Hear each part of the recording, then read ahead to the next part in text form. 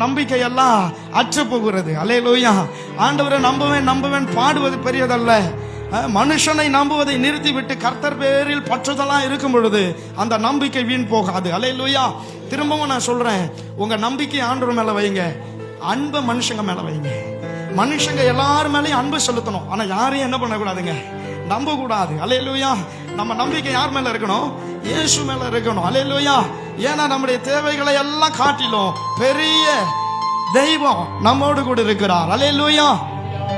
ஒரே ஒரு பாடலை சத்தமா பாடி ஆண்டவருடைய வார்த்தைக்கு நேரா கடந்து போகலான்னு சொல்லி நான் நம்புறேன், நான் விசுவாசிக்கிறேன். அந்த பாடல் நம்முடைய வாழ்க்கைக்கு இந்த நேரத்துக்கு நல்ல ஒரு பிரயோஜனம் உள்ளதா இருக்கும்னு சொல்லி. அல்லேலூயா. என் தேவைகளை காட்டிலும் என் தேவன் பெரியவரே, என் சூழ்நிலையை பார்க்கிலும் என் இரட்சகர் பெரியவரே, என் தேவைகளை பார்க்கிலும் என் தேவன் பெரியவரே, என் சூழ்நிலையை பார்க்கிலும் என் இரட்சகர் பெரியவரே, என் தேவைகளை கரங்கள் இருக்குமானால் நல்லா உற்சாகமாய் தட்டி, ஓ பெரியவர், என் சூழ்நிலையை பார்க்கிலும் என் இரட்சகர் பெரியவரே. ஒரே ஒருமுறை சொல்லுவோம், தேவைகளை காட்டிலும் உங்கள் தேவன் பெரியவர். விசுவாசிக்கிறீங்களா? இந்த காலை பொழுதுல பெரிய காரியங்களை நீங்கள் பார்க்க முடியும். ஆமென். இயேசுவே இரட்சகர் பெரியவரே, ஆராதிப்பே ஆராதிப்பே ஆராதிப்பே என் வாழ்நாளெல்லாம்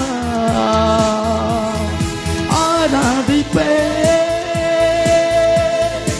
ஆராதிப்பே.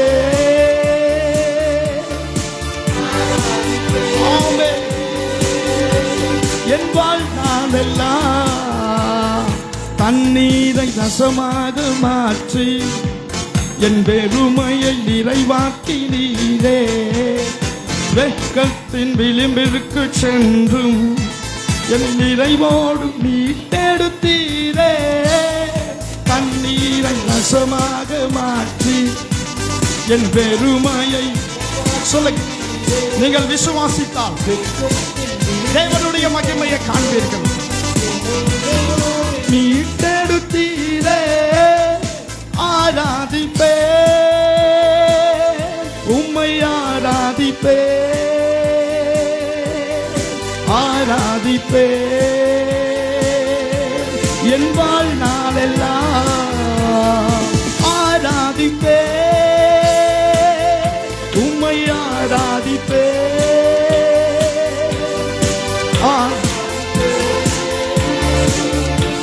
என் வாழ்நாளெல்லாம் எதிரான சூழ்ச்சியை உடைத்தே என் எதிரியை மேற்கொண்டீரே, நான் தலை குனிந்த இடத்தில் எல்லாம் என் தலை உயர்த்தி வைத்தீரே. ஒருவேளை தலை குனிஞ்சு வந்திருக்கிறேன்னு சொன்னா நீங்க எங்க தலை குனிஞ்சுக்கணும், அங்க உங்களுடைய தலையை அவர் உயர்த்த சித்தமுள்ளவராக இருக்கிறார். சொல்லுங்க, என் தலை உயர்த்தி வை. ஒரே ஒரு முறை சொல்லுவோம், ஆமென். நான் தலை குனிந்த இடத்தில் வெட்கத்தின் பதிலாக என் தலை உயர்த்தி வைத்தீரே, ஆராதிப்பே உம்மை ஆராதிப்பே ஆராதிப்பே என் வாழ்நாளெல்லாம் ஆராதிப்பே ஆராதிப்பே. Yes, Jesus. கோணலை நேராக மாற்றி பள்ளத்தை மேடாக்கினீரே, திறக்காத கதவுகள் எல்லாம் உம் கிருபையால் திறந்திட்டதே. இந்த வருஷம் கர்த்தர் நமக்கு கொடுத்த வாக்கு தான். இதோ திறந்த வாசலை உனக்கு முன்பாக வைத்திருக்கிறேன், அதை ஒருவனும் பூட்ட மாட்டான். சொல்லுங்க ஆமென். திறந்திட்டதே கோணலை. ஆமென். உங்களுடைய எல்லா வாழ்க்கையில் இருக்கிற எல்லா கோணலானவைகளை கர்த்தர் செவ்வையாய் மாற்றுவார். இந்த காலை பொழுதுல விசுவாசிக்கிறீர்களா? ஆராதிப்பே உம்மை ஆராதிப்பே ஆராதிப்பே என் வாழ்நாளெல்லாம்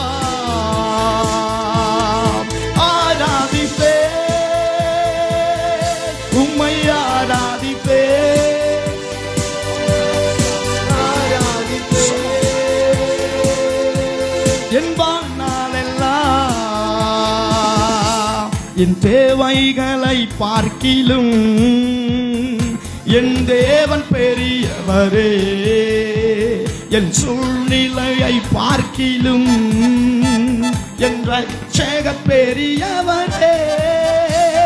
என் தேவைகள் சொல்லுங்க. எந்த தேவையோடு வந்திருக்கிறீர்களோ உங்கள் தேவைகளை காட்டிலும் நீங்கள் ஆராதிக்க வந்திருக்கிற தெய்வம் பெரியவர். எப்பேற்பட்ட சூழ்நிலையில் நீங்கள் கடந்து வந்திருக்கலாம், உங்கள் சூழ்நிலைகளை எல்லாம் மாற்றுகிற தெய்வம் பெரியவர். சொல்லுவோம். என் தேவைகளை பார்க்கிலும் என் தேவன் பெரியவரே. ஆமென். என் ரட்சகர் பெரியவரே. என் தேவைகளை காட்டிலும் என் தேவன் பெரியவரே. என் சூழ்நிலையை பார்க்கிலும் என் ரட்சகர் பெரியவரே. நல்லா 2 கரங்களை தட்டி உன் தேவைகளை காட்டிலும் உன் தேவன் பெரியவரே. உங்கள் சூழ்நிலையை பார்க்கிலும் இந்த இயேசு பெரியவரே. ஹல்லேலூயா ஹல்லேலூயா ஹல்லேலூயா. ஓ ஹல்லேலூயா.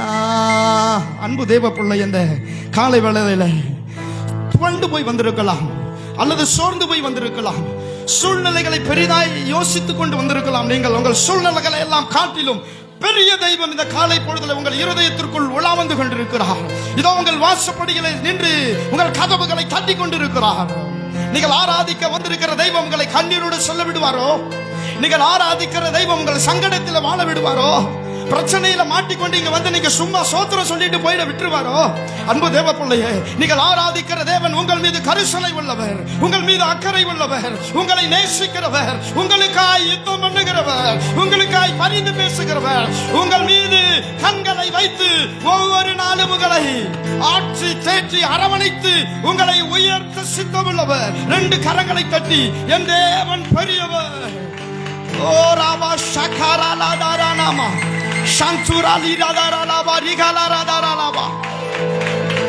வலது கையை உயர்த்தி கண்ணை மூடி சொல்லுங்க, நான் ஆராதிக்கிற தெய்வம் என் தேவைகளை காட்டிலும் பெரியவர், என் சூழ்நிலைகளை எல்லாம் காட்டிலும் மிக பெரியவர். அவரால் கூடாத காரியம் ஒன்றுமில்லை.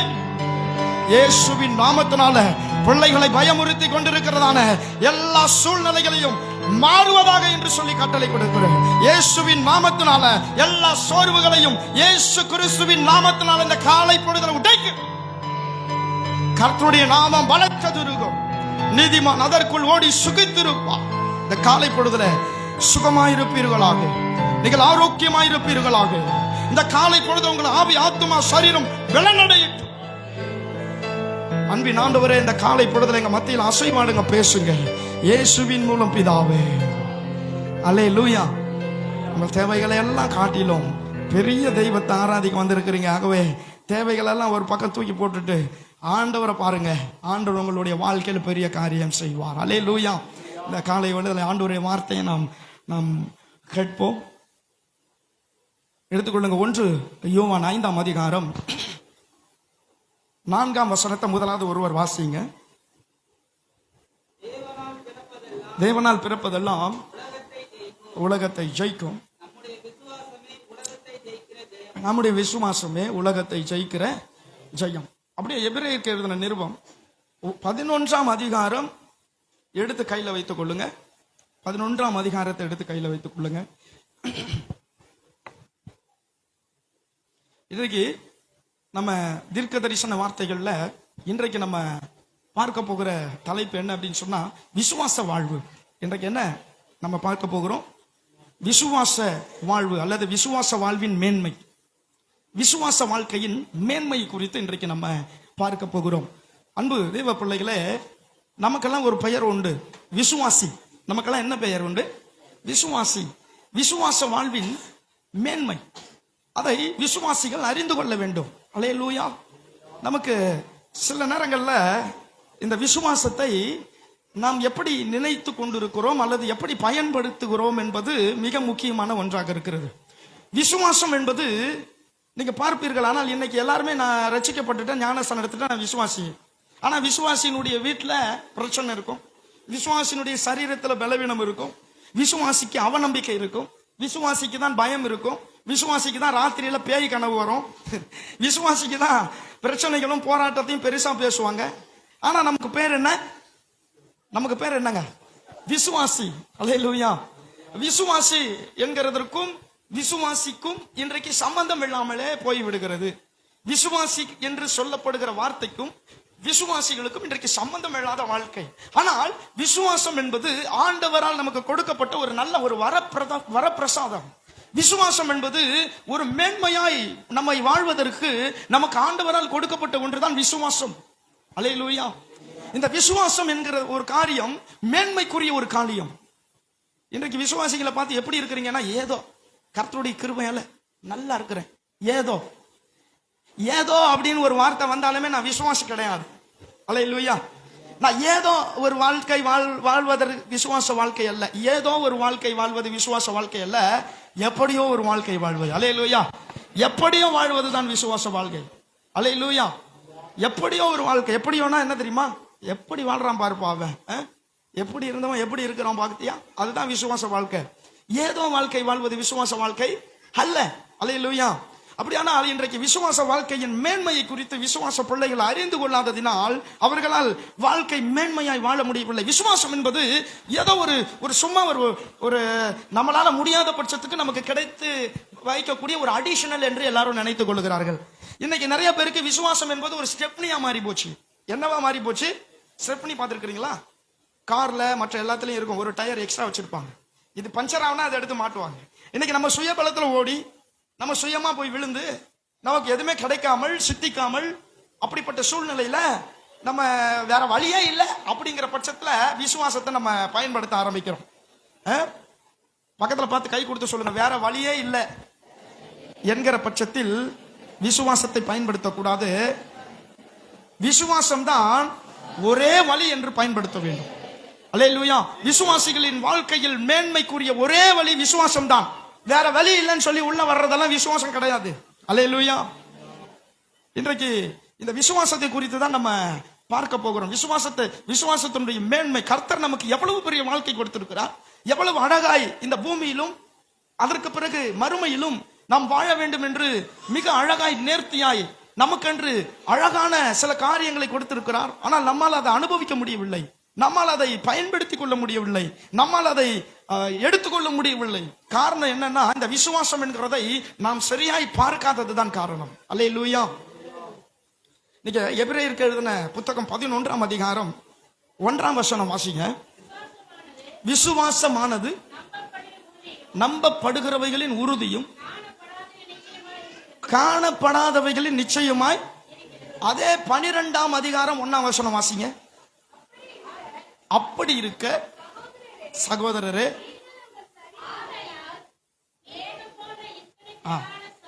12:1 ஆகையால் மேகம் போன்ற திரளான சாட்சி நம்மை சூழ்ந்து கொண்டிருக்க பாரமான யாவற்றையும் நம்மை சுற்றி நெருக்கி நிற்கிற பாவத்தையும் தள்ளிவிட்டு விசுவாசத்தை துவங்குகிறவரும் முடிக்கிறவருமாய் இருக்கிற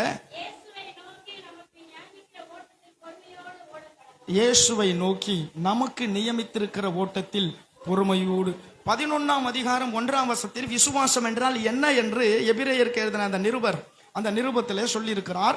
12ஆம் அதிகாரம் 1ஆம் வசனத்தில் ஆகையால் இந்த விசுவாசத்தை பயன்படுத்தி ரொம்ப நிதானமா ஓடுங்க அப்படின்னு சொல்லி இந்த இடத்துல சொல்லுகிறார். இதற்கு இடையில உள்ள வசனங்கள் எல்லாம் பார்த்தீங்கன்னா விசுவாச பட்டியல் என்று இதை சொல்லுவார்கள். பழைய ஏற்பாட்டில் யாரெல்லாம் விசுவாசித்தார்களோ அந்த விசுவாசத்தை எல்லாம் ஒரு கிளான்ஸ் அப்படியே அந்த பட்டியலிட்டு இந்த விசுவாச இந்த காரியத்தை எழுதின இந்த எபிரேய நிருபர் இதை எழுதி இருக்கிறார். நீங்க இதுல பார்க்கும் பொழுது கிட்டத்தட்ட இந்த 11ஆம் அதிகாரத்தில் 25 முறை விசுவாசம் விசுவாசம் விசுவாசம் என்கிற வார்த்தை பயன்படுத்தப்பட்டிருக்கிறது. இந்த 11ஆம் அதிகாரத்தில் மட்டும் எத்தனை முறை விசுவாசம் என்கிற வார்த்தை பயன்படுத்தப்பட்டிருக்கிறது? 25 முறை பயன்படுத்தப்பட்டிருக்கிறது. இந்த 25 அப்படிங்கிறத நீங்க பார்த்தீங்கன்னா 20 இந்த எபிரேய வார்த்தையில 22 வார்த்தைகள் உண்டு. இதுல 20 என்கிற வார்த்தையினுடைய மதிப்பு 20 மதிப்பு என்ன அப்படின்னா 11வது வார்த்தை தான் 20 அதனுடைய மதிப்பு வரும். காஃப் அப்படின்னு சொல்லுவாங்க. காஃப் எல்லாம் சொல்லுங்க. காஃப் காஃப் இல்லையா? அதுவே 5வது வார்த்தையினுடைய மதிப்பு 5 என்கிற மதிப்புடைய வார்த்தை ஹே. என்னது? ஹே. காஃப் ஹே. இந்த ரெண்டும் எபிரேய வார்த்தை. இந்த 25 என்கிற மதிப்பை எழுத்தால் நம்ம போட்டோம்னா காஃப் ஹே அப்படின்னு சொல்லிட்டு ஒரு வார்த்தை வருகிறது. இது காஃப் என்று சொன்னால் என்னன்னா உள்ளங்கைன்னு அர்த்தம். காஃப்னா என்ன? உள்ளங்கை. ஹே என்றால் என்ன? பார். ஹே என்றால் என்ன? பார். உள்ளங்கையை பார். 25 முறை விசுவாசம் விசுவாசம் வருது இல்ல?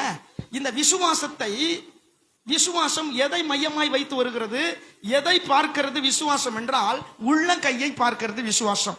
யாருடைய உள்ளங்கையை பார்க்கணும் தெரியுமா? இயேசு கிறிஸ்துனுடைய உள்ளங்கையை பார்க்கணும். அல்லேலூயா. இயேசு கிறிஸ்துனுடைய உள்ளங்கையில என்னங்க இருக்கு? என்ன இருக்குது?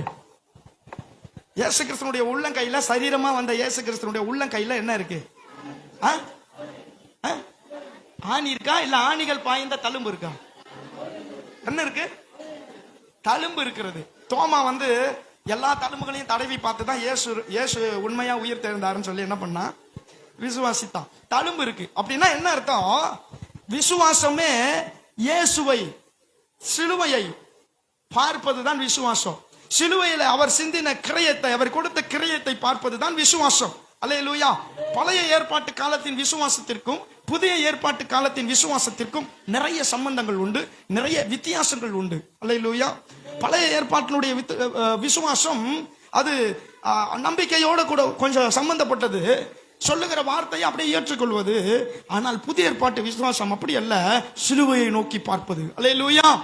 சிலுவையை நோக்கி பார்ப்பது. பழைய ஏற்பாட்டு காலத்து விசுவாசத்துல ஒரு சிலர் கோலை பார்த்தார்கள், ஒரு சிலர் மரத்தை பார்த்தார்கள், ஒரு சிலர் மன்னாவை பார்த்தார்கள், ஒரு சிலர் மேக ஸ்தம்பத்தை பார்த்தார்கள்.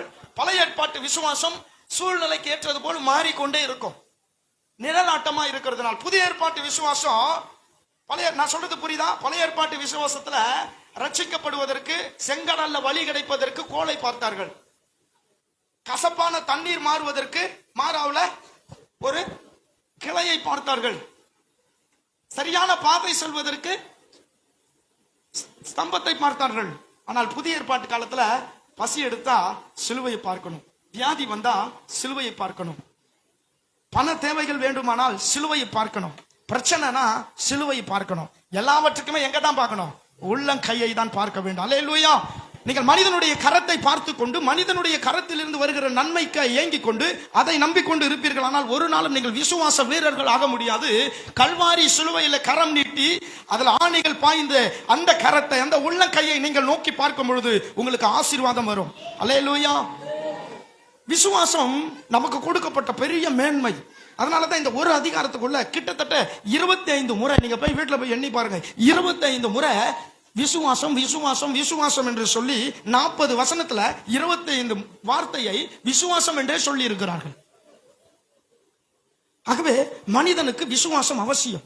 ஆண்டவருடைய பிள்ளைக்கு விசுவாசத்தை வைத்துதான் நீங்கள் வாழ முடியும். விசுவாசத்தை வைத்துதான் நீங்கள் முன்னேற முடியும். விசுவாசத்தை வைத்துதான் நீங்கள் பலன் அடைய முடியும். விசுவாசத்தை வைத்துதான் உங்கள் வாழ்க்கை நலமா இருக்கும்.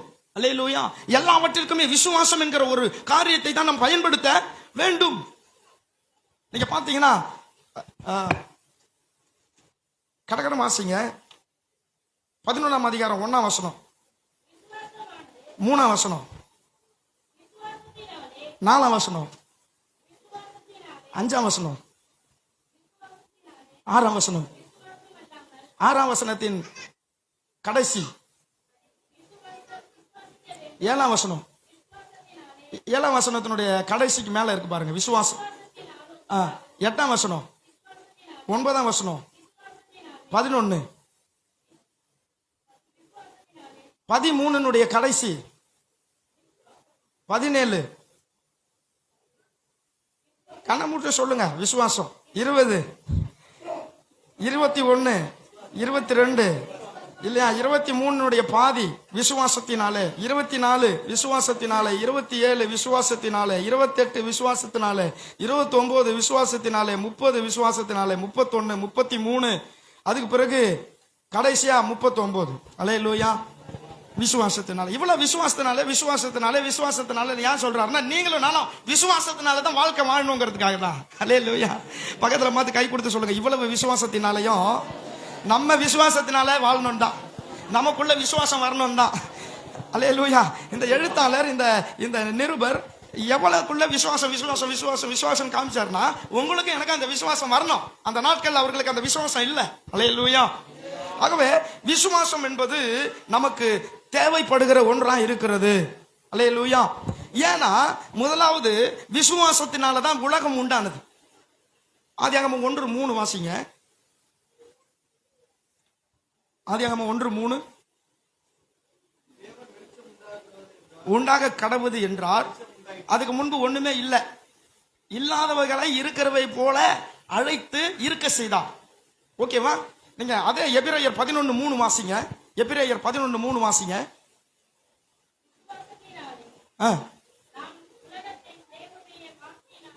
இல்ல, திரும்ப வாசிங்க. அதனால விசுவாசத்தினாலே நாம் உலகங்கள் தேவனுடைய வார்த்தையினால் உண்டாக்கப்பட்டது என்ற.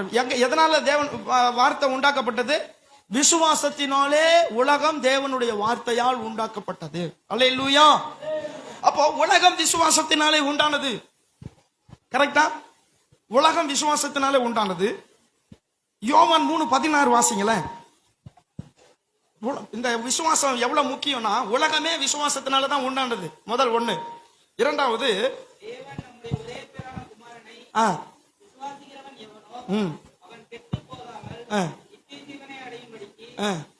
விசுவாசிக்கிறவன் நித்திய ஜீவனை அடைவான். இயேசுவை விசுவாசிக்கிறவனுக்கு ரட்சிப்பு கிடைக்கும். அப்போ ரட்சிப்பு எங்க உண்டாயிருக்குது? ரட்சிப்பை பெற்றுக்கொள்ள ஒரு மனுஷன் என்ன பண்ணணும்? விசுவாசிக்கணும். உலகமும் விசுவாசத்தினாலதான் உண்டாச்சு, ரட்சிப்பும் விசுவாசத்தினாலதான் உண்டாச்சு, இல்லையா? அப்போ இந்த உலகத்தில் இருக்கிற எல்லாம் விசுவாசத்தினாலதான் இயங்கி கொண்டிருக்கிறது, விசுவாசத்தினாலதான் உண்டாகி கொண்டிருக்கிறது, விசுவாசத்தினாலதான் எல்லாம் நடந்து கொண்டிருக்கிறது. ஆகவே உலகத்தில் வாழ்வதற்கும் இம்மைக்கும் மறுமைக்கும் ஒரு மனிதனுக்கு விசுவாசம், இயேசு மேல அந்த கரங்களிலே ஆணிகளால் அடிக்கப்பட்ட அந்த இயேசுவின் மீது வைக்கிற விசுவாசம் தான் ஒரு மனிதனை ஆவிக்குள்ளாக்கும், ஆசீர்வதிக்கும், ஒரு மனிதனை அபரவிதமாய் கொண்டு செல்லும். அல்லேலூயா. அப்போ அந்த விசுவாசம் எவ்வளவு பெருசு பாருங்க, அந்த விசுவாசம் எவ்வளவு முக்கியம் பாருங்க. இன்னைக்கு நம்ம இந்த விசுவாசத்தை பயன்படுத்த மாட்டோம். விசுவாசம்னா என்ன? நம்பப்படுகிறவைகளின் உறுதியும் காணப்படாதவைகளின் நிச்சயம். ஒரு காரியத்தை எனக்கு நம்பிக்கை சொல்றதுக்கு நம்ப முடியல, சொல்லுவதற்கு, அதை கேட்கறதுக்கு ஒரு காரியத்தை என்ன பண்ண முடியல, நம்ப முடியல. ஒன்னு காணல, ஆனா நிச்சயிக்கிறேன், இல்லையா? அந்த 11ஆம் அதிகாரம் முழுக்க பாத்தீங்கன்னா நிறைய சொல்லுவார். அதுல சொல்லப்படும், ஆபிரகாம் சாரால் சரீரம் செத்தவர்களா இருந்தோம், அந்த உறுதியான நம்பிக்கை, அந்த காணப்படாத ஒன்றை நம்பினார்கள். அவர்கள் அநேகம் பிள்ளைகளுக்கு தாயாய் மாறினார்கள். அல்லேலூயா. 100 வயது சரீரம் செத்து போயிற்று. அவங்களால பிள்ளை பெறுவதற்கு உண்டான சரீர சரீரத்தில் இருக்கக்கூடிய ஒன்றும் கிடையாது. பிள்ளை பெறுவதற்கு எந்த ஒரு வாய்ப்பும் இல்லை. ஆனாலும் அவர்கள் பார்த்தார்கள், பிள்ளைகளை மன கண்களிலே பார்த்தார்கள். என்ன ஆயிடுச்சு தெரியுமா? அதை ஆண்டவர் வாழ்க்கையில நிறைவேற்றி கொடுத்தார். இதை கர்த்தர் எனக்கு செய்வார். நிறைய பேர் பகல் கனவு காண்றான், அது பலிக்காது. நிறைய பேர் சில காரியங்களை கனவு கண்டுகிட்டே தான் இருக்கணும், அது பலிக்காது. நம்ம காண்ற கனவு பலிக்காது. ஆனால் கிறிஸ்துவுக்குள் நான் படுகிற பிரயாசம், கிறிஸ்துவுக்குள் நான் வைக்கிற விசுவாசம், அது நிச்சயம் வாழ்க்கையில் நடக்கும். அல்லேலூயா. ஒரு காரியத்தை இமேஜ் பண்ணுங்க, அதை சீக்கிரம் நான் அனுபவிப்பேன், சீக்கிரம் அது எனக்கு நடக்கும், அது எனக்கு கிடைக்கும். இது என் தேவன் எனக்கு கொடுத்திருக்கிறார். அல்லேலூயா. எத்தனை பேர் தினமும் காலையில இந்த வார்த்தையை சொல்றீங்க? ஒரு காரியத்தை சொல்ல சொல்லி பிராக்டிஸ் பண்ணுங்கன்னு சொன்ன எத்தனை பேர் சொல்றீங்க? ஞாபகம் இருக்குதா? நான் கீழாகாமல் மேலாவேன் என்பது தேவனுடைய விருப்பம், தேவனுடைய வாக்கு. காலையில எழுந்துச்ச உடனே நான் கீழாகாமல் மேலாக வேண்டும் என்பது என் தேவனுடைய விருப்பம், என் தேவனுடைய வாக்குன்னு சொல்லுங்க. அதை சொல்ல சொல்ல சொல்ல சொல்ல வாழ்க்கையில மேன்மை அடைந்து கொண்டே இருப்போம். ஏன்னா அது தேவனுடைய விருப்பம் என்று சொல்லி சத்ரு பயப்படுவான். இந்த இயற்கை வழிவிடன்னு சொல்லி இருக்கிறேன். எத்தனை பேர் அதை வாழ்க்கையில பேசுறீங்கன்னு தெரியல. பேசுங்க. நீங்க பேசலன்னா நடக்காது, பேசலன்னா கிடைக்காது, பேசலன்னா முடியாது. பேசுனீங்கன்னா உங்க வாழ்க்கையில ஒவ்வொரு மலையும் நகர்ந்து கொண்டிருக்கிறத பார்ப்பீங்க, பிசாசு அசைக்கிறத பார்ப்பீங்க, பிரச்சனை ஆட்டம் கண்டு கொண்டிருப்பதை நீங்கள் பார்ப்பீர்கள். அல்லேலூயா. இதெல்லாம் விசுவாச வாழ்க்கை என்பது அனுதினமும் பார்க்கிறது, அனுதினமும் ஜெயிக்கிறது. விசுவாச வாழ்க்கை என்பது அனுதினமும் ஜெயிப்பது, போராடி ஜெயிப்பது. அல்லேலூயா. பக்கத்துல பார்த்து, அனுதினமும் போராடி கொண்டே இருப்பது மனித வாழ்க்கை, போராடி ஜெயிப்பது விசுவாச வாழ்க்கை. அனுதினமும் போராடி கொண்டிருப்பது உலக வாழ்க்கை, போராடி ஜெயிப்பது விசுவாச வாழ்க்கை. விசுவாசியுங்கள், ஜெயுங்கள், ஜெயமிடுங்கள். கரங்களை தட்டி அல்லேலூயா. அனுதினமும் வாழ்க்கையில் உபத்திரவம் உண்டு, போராட்டம் உண்டு, எல்லாமே உண்டுதான். ஆனால் போராடி கொண்டே போவது விசுவாசம் அல்ல. போராட்டத்தின் மத்தியில் இதை நான் ஜெயிப்பேன் என்று சொல்லி இயேசுவின் நாமத்தினால் அது நடக்கும் என்று சொல்வதுதான் விசுவாசம். அல்லேலூயா. இந்த உலகத்துல இயேசு கிறிஸ்து விசுவாசத்தை ஜனங்களுக்கு கற்றுக் கொடுத்தார். இயேசு கிறிஸ்து இந்த பூமியில வரும்போது விசுவாசத்தை யாருக்கு கற்றுக் கொடுத்தாரு? ஜனங்களுக்கு கற்றுக் கொடுத்தார். ஏன்? விசுவாசம்ன்றது ரொம்ப முக்கியம். யோவான் ஸ்நானகன் அவருடைய சீஷர்களுக்கு என்ன கற்றுக் கொடுத்தார் தெரியுமா? என்ன கற்றுக் கொடுத்தார்? பரமண்டலில் இருக்கிற பிதாவே இயேசுக்கு சொல்லி கொடுக்கிறார் இல்லையா? அப்போ அதை எப்படி, அந்த பிரேயரை எப்படி இயேசு சொல்லி கொடுத்தாரு? ஏன் இயேசு சொல்லி கொடுத்தாருன்னு நினைக்கிறீங்க? சீஷர்கள் போய் என்ன கேட்பாங்க? ஜெபிக்க எனக்கு கற்றுத்தாரு. யோவான் ஸ்நானகன் அவங்க சீஷர்களுக்கு என்ன கற்றுக் கொடுக்கிறார்? ஜெபிக்க கற்றுக் கொடுத்தார். எங்களுக்கும் நீர் ஜெபிக்க, அதனால ஆண்டவர் ஜெபிக்க சொன்னாரு, கற்றுக் கொடுத்தாரு. ஆனா என்னன்னா, யோவான் ஸ்நானகன் ஜெபிக்க கற்றுக் கொடுத்தான், இயேசு கிறிஸ்துவோ விசுவாசிக்க கற்றுக் கொடுத்தார். அல்லேலூயா. நமக்கு யோவான் ஸ்நானகன் சொல்லி கொடுத்ததை பார்க்கிலும் இயேசுவானவர் பயிற்சி கொடுத்தது தான் நமக்கு முக்கியம். அல்லேலூயா. இயேசுவானவர் சீஷர்களுக்கு 3.5 வருஷம் விசுவாசத்தை கற்றுக் கொடுத்தார். அங்க இருக்கிற வியாதி உள்ளவர்களுக்கு விசுவாசத்தை கற்றுக் கொடுத்தார், பிசாசு பிடித்தவர்களுக்கு விசுவாசத்தை கற்றுக் கொடுத்தார், ஒன்று முடியாதவர்களுக்கு விசுவாசத்தை கற்றுக் கொடுத்தார். அல்லேலூயா. இயேசு எல்லாவற்றையும் விசுவாசம் விசுவாசம் விசுவாசம் என்று சொன்னார். என்ன கேட்டா இப்படிதான் சொல்லுவேன். யோவான் ஸ்நானகன் ஜெபிக்க கற்றுக் கொடுத்தான், இயேசுவை பேச கற்றுக் கொடுத்தார். அல்லேலூயா. பேச கற்றுக் கொடுத்தார். ஜெபம் என்பது தனிப்பட்ட விதத்துல நாம் ஜெபிக்கணும், அது நல்லது. ஆனா வாழ்க்கையில ஜெபித்து கொண்டே இருக்க கூடாது, பேசிக்கிட்டே இருக்கணும். நீங்க பேசிக்கிட்டே இருந்தா தான் அது நடக்கும். விசுவாசத்தை அறிக்கை செய்து கொண்டே இருந்தால் தான் நடக்கும். இயேசு சொன்னாரு, அந்த மலையை பார்த்து ஜெபி, முழங்கால் படியிட்டு, ஆண்டவரே எனக்கு இது தொந்தரவா இருக்குது, ஆண்டவரே இந்த மலையை எப்படியாச்சும் தகர்த்து கொண்டு போய் அந்த அந்த கடல்ல தள்ளி விட்டுரும் ஆண்டவரே, யாரையாக்கிலும் எழுப்பும் ஆண்டவரே, இந்த மலையை உடைப்பதற்கு யாரையாக்கிலும் எழுப்பும் ஆண்டவரேன்னு சொல்லி ஜெபம் பண்ண சொன்னாரா? என்ன சொன்னாரு? எவனாகிலும் இருதயத்தில் சந்தேகப்படாமல் விசுவாசம் உள்ளவனாய் இந்த மலையை பார்த்து பெயர்ந்து போ என்று சொன்னால் அது அப்படியே பெயர்ந்து சமுத்திரத்துல போய் என்ன பண்றோமா? ஜெபிக்க அல்ல, பேச. பக்கத்துல பார்த்து சொல்லுங்க, ஜெபிக்க அல்ல, பேச. ஹல்லேலூயா. நம்ம 1 மணி நேரம் ஜெபிச்சுட்டு மற்ற எல்லா நேரமும் பேசிக்கிட்டே தான் இருக்கிறோம். உண்மை தானே? 1 மணி நேரம் ஜெபிச்சுட்டு மற்ற எல்லா நேரமும் என்ன பண்றோம்? என்ன பேசுறோம்? ஆண்டவர்கிட்ட ஒரு பக்கம் போய் விண்ணப்பம் வச்சுட்டு ஒரே புலம்பல், ஒரே அழுகை, விசுவாசமற்ற வார்த்தை, அவநம்பிக்கையான வார்த்தை, பயத்துக்குரிய வார்த்தை, இல்லாமையின் வார்த்தை, குறைவுகளின் வார்த்தை, இதான் பேசுறோம். இயேசு சொன்னாரு, நீ ஜெபம் தனியா போய் பண்ணு, ஆனா பேசு பேசு. அந்த மலையை பார்த்து பேசு, அந்த வியாதியை பார்த்து பேசு, அந்த சூழ்நிலையை பார்த்து பேசு. அல்லேலூயா. எத்தனை பேருக்கு புரியுது நான் சொல்றது? இப்ப விசுவாசம் என்பது நம்முடைய வாழ்க்கைக்கு இன்றியமையாத ஒன்று. விசுவாசம் என்பது நம் வாழ்க்கைக்கு மிக முக்கியமான ஒன்று. விசுவாசம் என்பது நாம் வளர்வதற்கு அதிகமாய் தேவைப்படுகிற ஒன்று. விசுவாசம் இல்லாமல் விசுவாசிகள் கிடையாது. விசுவாசம் இல்லாமல் ஆசீர்வாதம் கிடையாது. வேதம் சொல்லுகிறது, விசுவாசம் இல்லாமல் ஒருவன் தேவனுக்கு பிரியமா இருப்பது கூடாத காரியம். ஏனென்றால் தேவன் விசுவாசிக்கிறவன் தேவன் உண்டு என்றும் அவர் தம்மை நம்புகிறவர்களுக்கு பலன் அளிப்பார் என்றும் விசுவாசிக்க வேண்டும். ஒரு பிரச்சனை வந்துருச்சுன்னா அவிசுவாசம், ஒரு சண்டை வந்துருச்சுன்னா அவிசுவாசம், ஒரு குறைவு வந்துருச்சுன்னா பயம், ஒரு இல்லாமை வந்துருச்சுன்னா பயம், ஒரு வியாதி வந்துருச்சுன்னா அவிசுவாசம். விசுவாசிகள் விசுவாசிக்கும் அவிசுவாசிக்கும் சம்பந்தம் இல்லையா? ஏன் தெரியுமா ஆண்டவர் சொன்னாரு? இன்னைக்கு நிறைய பேர் என்ன பண்ணுவாங்கன்னா, கல்யாணம் பண்ணும்போது பேசுவோம்.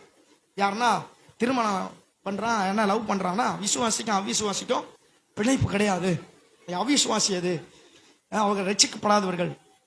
விசுவாசிக்கும் அவிசுவாசிக்கும் ஏன் பிணைப்பு இல்லைன்னா, அவிசுவாசி விசுவாசியினுடைய விசுவாசத்தை சோர்ந்து போக பண்ணுவார்கள். புரியுதா? 10 அவிசுவாசிகள் சமஸ்த இஸ்ரவேலைகளையும் சட்டையை கிழிச்சிட்டு அள வச்சாங்க. புரியுதா? 10 அவிசுவாசிகள் சமஸ்த இஸ்ரவேலையும் என்ன பண்ணாங்க? சட்டையை கிழிச்சிட்டு எங்க தெரியுமா? எங்க தெரியுமா? கானான் தேசத்தை வேவு பார்த்துட்டு வரும்போது 12 பேர் வராங்க. அதுல 10 பேர் சொல்றான், அந்த தேசம் நல்ல தேசம் தான், ஆனா அந்த தேசத்தை நம்மளால என்ன பண்ண முடியாது, சுதந்திரிக்க முடியாது, அங்க இருக்கிறவன் எல்லாம் பெரியவன். அவிசுவாசத்தை பேசுனதுனால மொத்த இஸ்ரவேலுக்கும் அந்த காத்துக்குள்ள அவன் எல்லாம் பெரியவன், நம்மளால முடியாது, அவன் எல்லாம் பெரியவன், நம்மளால முடியாது. கையை உயர்த்தி சொல்லுங்க, யாரும் பெரியவன் இல்ல, என்னால முடியும். எனக்குள்ள இருக்கிறவர் பெரியவர், அவன் பெரியவன் இல்ல. நான் சொல்றேன்ல, அந்த அவன் சொன்னல, அந்த அவன் உங்களுக்கு யார் பயமா தோன்றானோ அவன் பெரியவன் இல்ல. எனக்குள்ள இருக்கிறவர் யாரு? இவங்க என்ன பண்ணிட்டாங்க தெரியுமா? அவன் பெரியவன் சொன்ன உடனே இவங்களுக்குள்ள சோறு வந்து, அவன் பெரியவனா, அவன் பெரியவனா, நம்மளால முடியாதான். உடனே அவங்களுடைய வழக்கம், அவங்களுடைய எப்பவுமே பிரச்சனை வந்தா என்ன பண்ணுவாங்க, சோர்ந்து போயிட்டாங்கன்னு சட்டையை கிச்சிப்பான். எல்லாம் சட்டையை கிச்சிட்டு உட்காந்து புழு எள்ளி மேல தலையில போட்டுட்டு, ஐயோ போச்சே போச்சே போச்சே, அங்க எகிப்தும் போச்சு, இங்க கானானும் போச்சே, அழுகுறான். 10 பேருடைய அவிசுவாச வார்த்தை லட்சக்கணக்கான இஸ்ரவேலர்கள் ஆசீர்வாதத்தை சுதந்திரிக்காமல் அவர்கள் பாலைவனத்திலேயே மடிந்து போக வைத்தது. 2 பேருடைய விசுவாசம் எத்தனை பேர் செத்தாலும் அந்த 2 பேரை கானானுக்குள்ள பிரவேசிக்க வைத்தது. அல்லேலூயா சொல்லுங்களேன். எத்தனை பேர் விசுவாசிக்காம இருக்கட்டும், எவ்வளவு பேர் உங்க குடும்பத்துல, உங்க வாழ்க்கையில, உங்க அருகில் இருக்கிறவங்க விசுவாசம் இல்லாத வார்த்தையை பேசட்டும், நீங்க விசுவாசிங்க. நீங்க ஒரு காலேஃபை போல, அல்லேலூயா, நீங்க ஒரு யோசுவாவை போல நீங்க விசுவாசிக்கணும். இயேசு கிறிஸ்து விசுவாசத்தை கற்றுக் கொடுத்தார். இயேசு கிறிஸ்து விசுவாசத்தை சொல்லி கொடுத்தார். இயேசு கிறிஸ்து ஜனங்களுக்கு விசுவாசத்தை பேச சொல்லி கொடுத்தார். அல்லேலூயா. ஆமா, யோவான் ஜபிக்க கத்து கொடுத்தான், இயேசு பேச கத்து கொடுத்தார். ஏன் பேச கற்றுக் கொடுத்தார்னா, விசுவாசத்தை கொண்டு என்ன செய்ய முடியும்னா, 1 யோவான் 5:4 வாசிங்க. ஏன் இயேசு பேச கத்து கொடுத்தார்? விசுவாசத்தை. 1 யோவான் 5:4.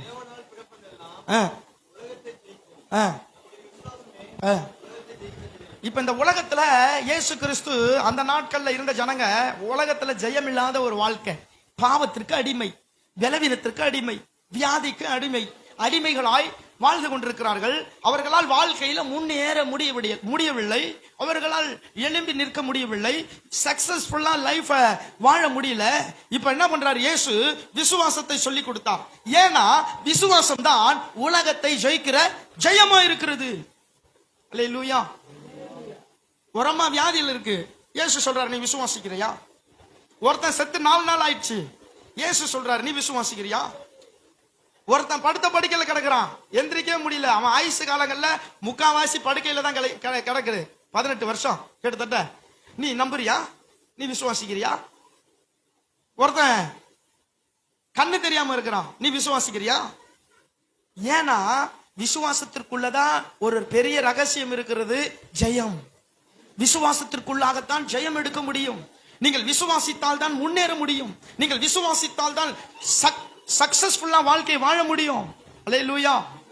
ஏன் ஆண்டவர் விசுவாசத்தை சொல்லி கொடுத்தார் என்றால், ஜெபித்து ஜெபித்து ஜெபித்து ஜெபித்து யோவான் நல்ல ஜபத்தை சொல்லி கொடுத்துட்டார். 1 மணி நேரம் ஜெபிக்கிறான், 2 மணி நேரம் ஜெபிக்கிறான், 3 மணி நேரம் ஜெபிக்கிறான், ஜபத்திலேயே அழுகுறான், ஜபத்திலேயே புலம்புறான். ஆனா விசுவாசம் இல்லாமல் போய்விட்டது.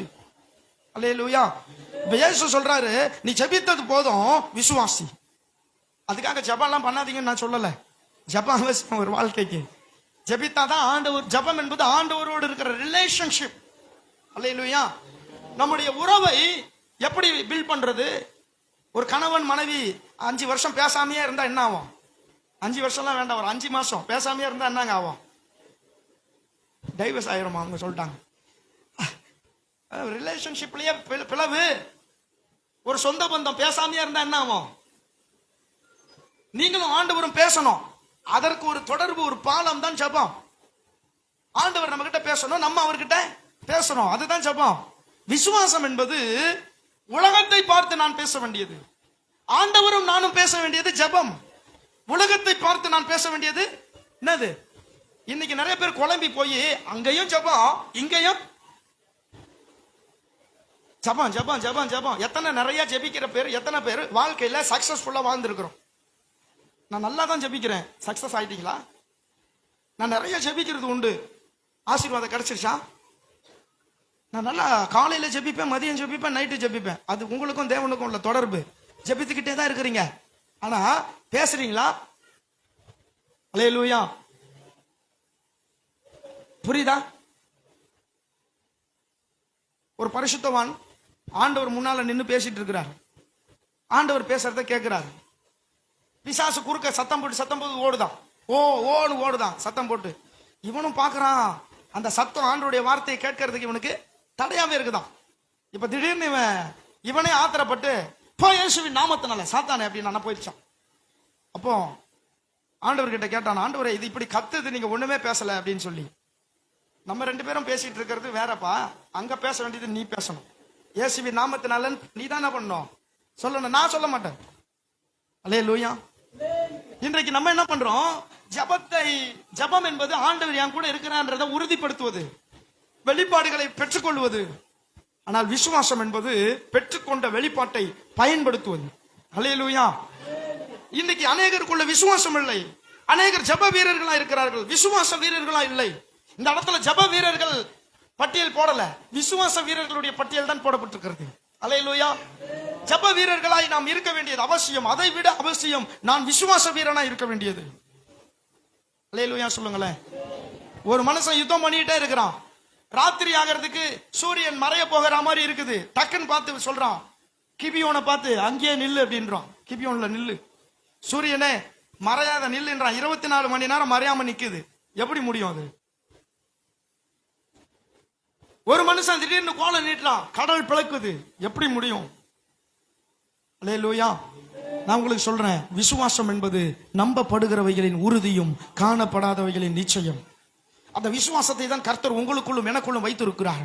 ஆண்டவர் இயேசு கிறிஸ்துவினுடைய ரத்தம் சிந்தின கரங்களை யார் பார்க்கிறார்களோ, யார் இயேசுவை நம்புகிறார்களோ, அவர்களுக்கு விசுவாசம் என்கிற பொக்கிஷம் கொடுக்கப்படுகிறது. இயேசுவின் மீது நம்பிக்கை வைக்கிற ஒவ்வொரு மனிதனும் இந்த விசுவாசத்தை பயன்படுத்தலாம். இன்னைக்கு உலகத்தில் அதுக்கு ஒரு பெயர் உண்டு, பாசிட்டிவ் திங்கிங் அப்படின்னு சொல்லி. பாசிட்டிவ் திங்க், பாசிட்டிவா திங்க் பண்ணா அது நடக்கும். நீங்க ஒரு காரியத்தை நடக்கும் சொன்னா நடக்கும். ஒரு காரை பார்த்து இது எனக்கு வந்துரும் சொன்னா அது வரும். இது பாசிட்டிவ் திங்கிங் சொல்றாங்க. அது ஒரு 60% உண்மை. ஆனா பாசிட்டிவ் திங்கிங் எவ்வளவு நாள் உங்க கூட இருக்கும்? எவ்வளவு நாள் உங்களால பாசிட்டிவா திங்க் பண்ண முடியும்? எல்லாம் வந்துட்டு இருக்கும்போது பாசிட்டிவா திங்க் பண்ணலாம். எதுவுமே இல்லாத போது பாசிட்டிவா திங்க் பண்ண முடியுமா? முடியாது. ஏன் முடியாது? நெகட்டிவா மாறிடும் எல்லாமே. ஆனா இயேசு கிறிஸ்துவை ஒரு மனிதன் விசுவாசிக்கும் பொழுது இன்பம், துன்பம், பாடு, உபத்திரவம், வேதனை, இல்லாமை, குறைவு எல்லாம் மத்தியிலும் அவனுடைய வார்த்தை பாசிட்டிவா இருக்கும். அல்லேலூயா. பேசி பெற்றுக் கொள்ளுகிறவன் இயேசுவை விசுவாசிக்கிறவன். இன்றைக்கு பாசிட்டிவ் திங்கிங் ஒரு பக்கம் நமக்கு ஃபுல் சக்சஸ் தராது. இயேசு மேல நம்பிக்கை வைக்கும் பொழுது, அவர் கொடுக்கிற, அவர் மீது நம்பிக்கை வைக்கும் பொழுது என் இருதயத்தில் பிறக்கிற அந்த விசுவாசம் தான் வாழ்க்கையில ஜெயம் எடுக்க வைக்கும். இன்னைக்கு நிறைய பெரிய லெவல்ல ஓடிடுவேன் ஓடுறான். திடீர்னு ஒரு அடி விழுது, ஐயோ இனிமேல் என்னால முடியாது, எல்லாம் போச்சுடா சாமின்னு உட்கார்ந்துடுறான். அவனுடைய பாசிட்டிவ் திங்கிங் எல்லாம் சுக்குநூறாய் போய் விடுகிறது. ஏதோ ஒரு விபத்து, ஏதோ ஒரு ஆபத்து, ஏதோ ஒரு இழப்பு பாசிட்டிவை மாத்தி விடுகிறது. உங்க சுய பலத்தினால் வருகிற பாசிட்டிவ் திங்கிங் அப்படித்தான் இருக்கும். ஆனா இயேசு மேல வைக்கிற விசுவாசம் உங்களை அப்படி உட்கார வைக்காது, மேலும் மேலும் எழும்பி நிற்க வைக்கும், கட்ட வைக்கும், ஓட வைக்கும், நடக்க வைக்கும், குதிக்க வைக்கும். அல்லேலூயா. அதுதான் விசுவாசம். இயேசு கிறிஸ்து பேச கற்றுக் கொடுத்தார். இன்னைக்கு நம்ம பேசுவதே கிடையாது.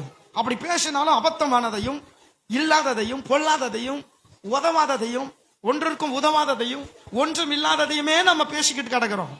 அது நம்மளுடைய வாழ்க்கைக்கு பிரயோஜனம் இல்லை. பேசுங்க, ஆண்டவருடைய வார்த்தையை பேசுங்க. கர்த்தர் உங்களுக்கு வைத்திருக்கிற ஆசீர்வாதத்தை பேசுங்க. கர்த்தர் உங்களுக்கு கொடுத்திருக்கிற நல்ல வாழ்க்கையை பேசுங்க, சுகத்தை பேசுங்க, ஆரோக்கியத்தை பேசுங்க. அல்லேலூயா. இயேசு கிறிஸ்து ஏன் பேச கற்றுக் கொடுத்தார் விசுவாசத்தை என்றால், முதலாவது விசுவாசம் உலகத்தை ஜெயிக்கும்.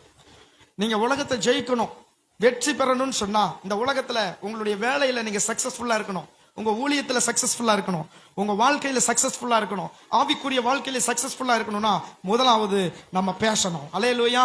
விசுவாசத்தை கொண்டு உலகத்தை ஜெயிக்க முடியும். இரண்டாவது விசுவாசம். ஏன் ஆண்டவர் விசுவாசத்தை கற்றுக் கொடுத்தார்னா, எபேசியருக்கு எழுதின புத்தகம் 6ஆம் அதிகாரம் 16ஆம் வசனம் சொல்லுகிறது. 6ஆம் அதிகாரம் 16ஆம் வசனம்.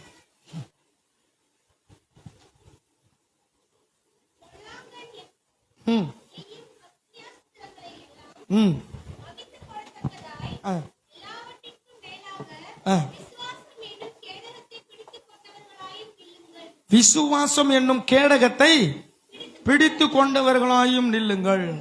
இப்ப ஏன் இயேசு விசுவாசத்தை அறிக்கை செய்யறதுக்கு எல்லார்ட்டையும் கற்றுக் கொடுக்கிறாரு? ஏன் மலையை பார்த்து பெயர்ந்து போன்னு சொல்லுங்கிறாரு?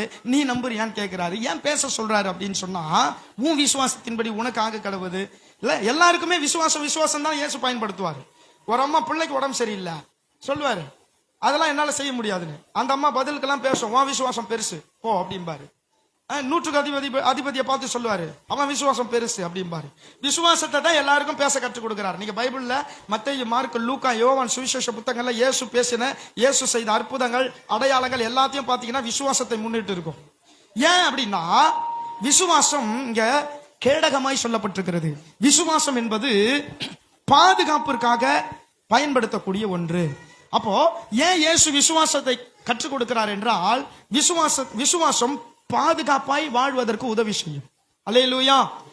ஏன்னா முதலாவது உலகத்தை ஜெயிக்க முடியும் விசுவாசத்தை கொண்டு. இரண்டாவது பாதுகாப்பாய் வாழ முடியும். நீங்கள் விசுவாசித்தால் தான் உங்களுக்கு பாதுகாப்பு. எத்தனை கொரோனா வரட்டும், எத்தனை வாதைகள் வரட்டும், எத்தனை ஆபத்துகள் விபத்துகள் வரட்டும், எத்தனை கோரங்கள் கொடுமைகள் வரட்டும், நீங்க விசுவாசித்தால் விசுவாசிக்கிறவன் பதறான். அல்லேலூயா. பக்கத்துல பார்த்து கை கொடுத்து சொல்லுங்க, இந்த உலகத்துல எத்தனை கோர சம்பவங்கள் நடக்கட்டும், எத்தனை விபத்துகள் வரட்டும், எத்தனை வியாதிகள் வரட்டும், கொள்ளை நோய்கள் வரட்டும், நான் இயேசுவை விசுவாசிக்கிறேன், ஒன்றும் என்னை அணுகாது, வாதை என் கூடாரத்தை அணுகாது, பொல்லாப்பு எனக்கு நேரிடாது. கரங்களை தட்டி நன்றி சொல்லுங்க பார்ப்போம். அல்லேலூயா. விசுவாசம். ஏன் ஆண்டவர் விசுவாசத்தை கற்றுக் கொடுக்கிறார் என்றால், விசுவாசம் பாதுகாப்பை கொடுக்கிறது. அன்பு தேவ பிள்ளையே, விசுவாசத்தை வயிற்று வலிக்கும் தலைவலிக்குமா பயன்படுத்துவது? விசுவாசத்தை சும்மா ஒரு பேய் கனவு கண்டுட்டு அதுக்காக விசுவாசத்தை பயன்படுத்துவது எவ்வளவு ஒரு சீப்பான ஒரு காரியம், ஒரு கேவலமான ஒரு காரியம். சின்ன சின்ன விஷயத்திற்கெல்லாமா விசுவாசத்தை பயன்படுத்துவது? அல்லேலூயா. நான் உங்களை பார்த்து ஒரு கேள்வி கேட்கிறேன். நல்ல விலை உயர்ந்த ஒரு ஆடையை நீங்க வாங்கியிருக்கிறீங்க, ஒரு 10,000 ரூபாய் மதிப்பு உள்ள ஆடையை உங்களுக்கு நீங்க வாங்கியிருக்கிறீங்க. வாங்கிட்டு அந்த 10,000 15,000 மதிப்புள்ள ஆடையை இன்னைக்கு சண்டே சர்வீஸ்க்கு இன்னைக்கு போட்டு வருவீங்களா? போட்டு வருவீங்களா? சரி, நிறைய பேர் உஷாரா இருக்கிறான். சரி, கேட்கறேன், இப்போ கேட்கறேன். ஒரு 15,000 ரூபாய் ஆடையை வாங்கியிருக்கிறீங்க, வீட்டில் அதை பயன்படுத்துவீங்களா? தூங்கும் போது, உட்காரும் போது, சமையல்ல வேலை செய்யும் போது? பிரதர்ஸ், 15,000 10,000 மதிப்புள்ள ஆடையை இங்க இருந்து வேலைக்கு போகும்போதெல்லாம் போட்டு போவோமா? போகட யூஸ் பண்ண. ஏன்? அது விலையேறப்பட்டது. விசுவாசம் என்பது ஒரு 2 ரூபாய்க்கு, ஒரு 5 ரூபாய்க்கு மாத்திரை வாங்கி போட்டா தலைவலி, இதுக்கா பயன்படுத்துவது? தப்பு சொல்ல, நம்ம இதுக்கு மட்டுமே பயன்படுத்தக்கூடாதுன்னு சொல்றோம். ஒரு காய்ச்சல், இதுக்கா பயன்படுத்துவது அந்த விசுவாசத்தை? நான் சொல்றேன், விசுவாசத்தை வாழ்க்கையில பெரிய பெரிய போராட்டங்களுக்கு பயன்படுத்துங்க, பெரிய பெரிய பிரச்சனைகளுக்கு பயன்படுத்துங்க, முன்னேற பயன்படுத்துங்க, கோடிகளுக்கு பயன்படுத்துங்க. எங்க அம்மா சொல்லுவாங்க, யேசுகுமார் உனக்கு 5 கோடி ரூபாவை கர்த்தர் கொடுப்பார் யேசுகுமார். எங்க அம்மா வாயிலிருந்து கோடி தான் வரும், லட்சம் கூட வராது, கோடி. நானே அலன்றுவேன், இவங்க என்னடா இவ்வளவு பெரிய கோடி கணக்கில் இப்படியா நம்மள நம்புறாங்க. எங்க அம்மா என்ன நம்பல, இயேசுவை நம்புனாங்க. இயேசு உனக்கு தருவார் யேசுகுமார். இன்னைக்கு அவங்க பரலோகத்துல இருந்து சந்தோஷமா பார்த்துட்டு இருப்பாங்க நம்முடைய சபையினுடைய வளர்ச்சிகள் எல்லாம். அந்த கோடிகள் வரும்போது எங்க அம்மா அங்க இருந்து பார்ப்பாங்க, நான் விசுவாசிக்கிறேன். அல்லேலூயா. கோடி கணக்கில் பேசுவாங்க எங்க அம்மா, கோடி கணக்கில். அவங்க வாயில இருந்து லட்சம்லாம் வராது, கோடி வரும். பெரிய பெரிய வார்த்தை, நீ பணக்கார விட்டு பிள்ளை மாதிரி, கோடீஸ்வர பிள்ளை மாதிரி இருக்கிறேன்னு. நான் உள்ள போன உடனே நானே அப்பதான் சுத்தி போய் வந்து உட்காந்துருப்பேன். எங்க அம்மா வாயில இருந்து வர வார்த்தை எல்லாம் அவ்வளவு கோடி கணக்கில் இருக்கும். நான் உங்களுக்கு சொல்றேன், பெரிய லெவல்ல பேசுங்க. இதெல்லாம் நமக்கே ஓவரா இல்ல? பேராசையா? பேராசை ஓவர்ன்றது எதை வச்சு வருது? நீங்க ஒரு நிர்ணயம் வச்சிருக்கிறீங்க, அதை வச்சுதான் வருது. ஆண்டவர் உங்களை அவருடைய பிள்ளையாய் பார்க்கிறார். எல்லா ஐஸ்வர்யங்களுக்கும் சொந்தக்காரர்களாய் நம்மை பார்க்கிறார். அல்லேலூயா. நான் பெரிய லெவல்ல இந்த பூமியில இருக்கணும், ஆனா பணத்துக்கு அடிமையாயிடக்கூடாது, பணத்துக்கு ஆசைப்படக்கூடாது. ஆனா பணம் என் வாழ்க்கையில இருக்கணும். பணம் எல்லாத்துக்கும் உதவும், பணம் எல்லாத்துக்கும் தேவை. பணம் இல்லைன்னா ஒன்றும் இல்ல. பணம் வேணும், விசுவாசிங்க. சரீரத்துல நல்ல பலன் வேணும், விசுவாசிங்க. நல்ல ஆக்டிவா இருக்கணும், விசுவாசிங்க. நான் சொல்றேன், முதலாவது 5 மணி ஆராதனையில வந்து நான் முதல் ஆளா உட்காரணும், விசுவாசிங்க. அல்லேலூயா. நாளையில இருந்து 5 மணி ஆராதனை லைவ்ல போட போறோம். எத்தனை பேருக்கு சந்தோஷமா இருக்கு? எப்பா 5 மணிக்கு எந்திரிச்சு ஆமேன்னு ஒரே ஒரு வார்த்தையை போட்டு தூங்கிடுவோம். பார்க்கவா போறாங்க? ஆமேன். முடிவுல ஒரு ஆமேன். நாளையில இருந்து 5 மணி ஆராதனை லைவ்ல நடக்கும். லைவ் எல்லாம் ஆரம்பிச்சு அதனுடைய பேட்டர்ன்லாம் கொஞ்சம் மாத்தலான்னு இருக்கிறோம். எல்லாருமே கலந்து கொள்ள வேண்டும். ஏன்னா 5 மணி ஆராதனை ரொம்ப அவசியம். ஓகேவா? சரி, விசுவாசிப்போம். விசுவாசம் என்பது பாதுகாப்புக்காக பயன்படுத்தப்பட வேண்டியது. இயேசு நீங்களும் உங்க குடும்பமும் பாதுகாப்பா இருக்கணும்னா நீங்க விசுவாசம் என்கிற ஒரு கேடகத்தை பயன்படுத்தினாதான் பாதுகாப்பு. இன்றைக்கு அநேக வியாதிகள் வருகிறது, அநேக பலவீனங்கள் வருகிறது. இன்னைக்கு திடீரென்று மரணங்கள் ஏற்படுகிறது, திடீரென்று விபத்துகள் வருகிறது. நமக்கு இன்றைக்கு இருக்கிறவர்களை நாளைக்கு நம்மளால பார்க்க முடியல. ஆனால் இந்த விசுவாசம் என்கிற ஒரு காரியத்தை வைத்துக் கொண்டு நம்மையும் நம்மை சுற்றி உள்ளவர்களையும் நம்ம என்ன பண்ணலாங்க? பாதுகாக்கலாம். நோவா ஆண்டவரை விசுவாசிச்சான், அவனும் அவன் குடும்பமும் என்ன பண்ணுச்சுங்க? பாதுகாக்கப்பட்டது பேரழிவில் இருந்து. இன்றைக்கு நான் காலையில எந்திரிச்ச உடனே சொன்னோம், நானும் என் குடும்பமும் நல்லா இருப்போம். இன்னைக்கு என் குடும்பம், என் பிள்ளைங்க நல்லா இருப்பாங்க, ஆசீர்வாதமா இருப்பாங்க, நாங்க நல்ல வாழ்க்கை வாழ்வோம், எங்களுக்கு பிசாசின் கிரியைகள் இராது, எங்களுக்கு எந்த ஒரு விபத்துகளும் ஏற்படாது. கர்த்தருடைய நாமத்தினால இயேசு கிறிஸ்துவினுடைய ரத்தத்தை எங்க குடும்பத்தின் மீது நாங்க தெளிக்கிறோம். இன்றைக்கு ஒரு பெரிய பாதுகாப்போடு நாங்கள் வாழ்வோம். நாங்கள் இன்றைக்கு பாதுகாப்பாய் வெளியே சென்று பாதுகாப்பாய் வீடு திரும்புவோம். வாயை திறந்து பேசுங்க. அல்லேலூயா. இரண்டாவது, விசுவாசம் எதற்கு உதவி செய்கிறது? ஒரு மனிதனுடைய பாதுகாப்பிற்கு விசுவாசம் தேவைப்படுகிறது. மூன்றாவது, யோவான் 11ஆம் அதிகாரம் 25, 26 வாசிங்க.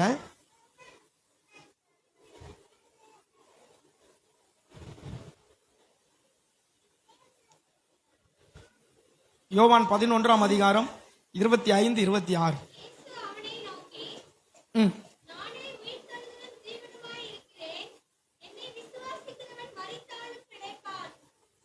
என்னை விசுவாசிக்கிறவன் மரித்தாலும் பிழைப்பான்.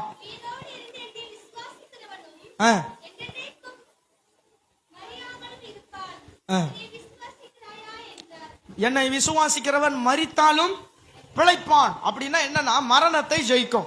முதலாவது விசுவாசம் உலகத்தை ஜெயிக்கும். உலகம் என்றால் உலகத்திற்குள் இருக்கிற பாவம், உலகத்தில் இருக்கிற காரியங்களை விசுவாசம் ஜெயிக்கும். இரண்டாவது, விசுவாசம் பாதுகாப்பை நமக்கு உண்டு பண்ணும். மூன்றாவது, விசுவாசம் மரணத்தை ஜெயிக்கும். அல்லேலூயா. விசுவாசம் எதை ஜெயிக்கும்?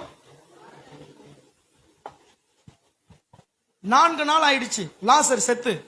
இந்த 4 நாட்கள் ஆன பிறகு இயேசு கிறிஸ்து 4வது நாள் அங்கிருந்து ஊழியத்தெல்லாம் முடிச்சிட்டு வரார். ஓடி போய் மார்த்தாள் அழுவுறா, ஆண்டவரே நீர் இங்க இருந்திருந்தால் என் சகோதரன் செத்திருக்க மாட்டான், அவனை எப்படியாச்சும் நீர் தொட்டு தூக்கி இருப்பீர் அப்படின்னு. அப்பதான் சொல்றாரு, என்ன விசுவாசிக்கிறவன் செத்து போனாலும் உயிரோட எந்திரிப்பான். நீ விசுவாசிக்கிற? ஆமாண்டவரே விசுவாசிக்கிறேன். கல்லறைக்கு பக்கத்துல போயிட்டு லாசருவே வா எழுந்துன உடனே லாசரு வெளியே எழுந்து வருகிறான். இதை இயேசு எப்படி செஞ்சாரு? அவர் பெரிய கடவுள், அதனால செஞ்சாரு. அப்படி இல்ல, அவர் எப்படி செஞ்சார் தெரியுமா? விசுவாசத்தை கொண்டு செஞ்சார். அல்லேலூயா. இந்த அம்மாவுக்குள்ள விசுவாசம் இருக்கு, அவரும் விசுவாசத்தை பயன்படுத்துகிறார். அங்க மரணம் ஜெயமாய் மாறுகிறது. அல்லேலூயா. இன்றைக்கு விசுவாசம் மரணத்தையே ஜெயிக்கக்கூடிய ஒரு திறனை தருகிறது. அல்லேலூயா. அப்ப இன்னைக்கு பாருங்க, சக்சஸ்ஃபுல்லா வாழ்றதுக்கு எது தேவை? நமக்கு விசுவாசம் தேவை. நான்காவது, விசுவாசம். எதற்கு இயேசு விசுவாசத்தை கற்றுக் கொடுத்தார் என்றால், மார்க் 5:34 வாசிங்க.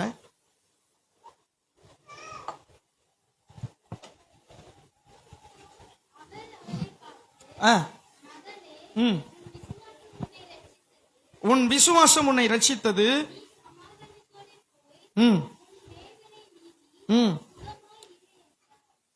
பாருங்க, வேதனை நீங்கி சுகமா இருக்கிறதுக்கு, வியாதி நீங்கி சுகமா இருக்கிறதுக்கு எதை ஆண்டவர் பயன்படுத்த சொன்னாரு? விசுவாசத்தை. அந்த அம்மா இயேசு கிறிஸ்துனுடைய அங்கியை விசுவாசித்தார்கள். இயேசு கிறிஸ்துனுடைய அங்கியின் ஓரத்தில் இருக்கிற அந்த தொங்கலை போய் தொட்டால் நான் சுகமாவேன், அவ்வளவு பரிசுத்தம் அவருக்குள்ள இருக்குதுன்னு நினைச்சு நம்பி விசுவாசித்து போனாங்க, சுத்தமானாங்க.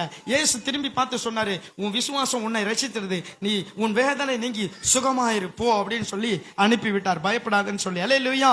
அப்ப விசுவாசம் வியாதியை மேற்கொள்ள முடியும், விசுவாசத்தினால் உலகத்தை மேற்கொள்ள முடியும், விசுவாசத்தினால் பாதுகாப்பை பெற்றுக்கொள்ள முடியும், விசுவாசத்தினால் மரணத்தை ஜெயிக்க முடியும், விசுவாசத்தினால் வியாதியை மேற்கொள்ள முடியும். இன்னைக்கு டேப்லெட் எடுக்காத ஆட்களே கிடையாது. இன்னைக்கு எப்படி நம்ம ப்ரொவிஷன் வாங்குறோமோ அன்றாட வாழ்க்கைக்கு, அந்த மாதிரி இன்னைக்கு நிறைய பேர் டேப்லெட் அன்றாட வாழ்க்கைக்கு வாங்கிட்டு தான் போறாங்க. பார்த்துருக்கீங்களா? அது ஒரு நெசசரி ஆயிடுச்சு, வாழ்க்கைக்கு இன்னைக்கு அத்தியாவசியம் ஆயிடுச்சு. டேப்லெட் எல்லாத்துக்கும் போட வேண்டிய ஆயிடுச்சு. இனி வருகிற காலங்களில் சாப்பாடு வாங்குறோமோ இல்லையோ 3 வேளைக்கு டேப்லெட் வாங்கி சாப்பிடணுங்கிற ஒரு கட்டாயம் அப்படிதான் வந்துருச்சு. இன்றைக்கு மருத்துவ உலகம் அப்படிதான் பண்ணிட்டு இருக்கிறாங்க.